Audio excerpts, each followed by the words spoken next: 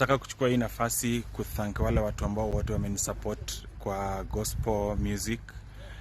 Hii nimekuwa nikiimba for this time na sasa imefika mwisho. Nimeamua nianze kuimba ma love songs.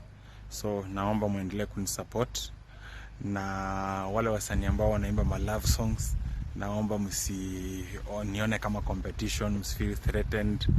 To work pamoja ndio tuweze kufikisha muziki mahali inafaa kufika.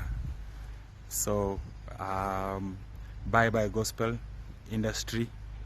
And so wasanii kama kina Mojishot Baba, wasanii kama Guardian Angel, nataka watu wote wale ambao wako kwa gospel, akina Mashmwana, hizo magroup zote, nataka kuambia asante kwa ile support mlinisupport nikiwa chairman wenyu, na sasa hii nimetoka.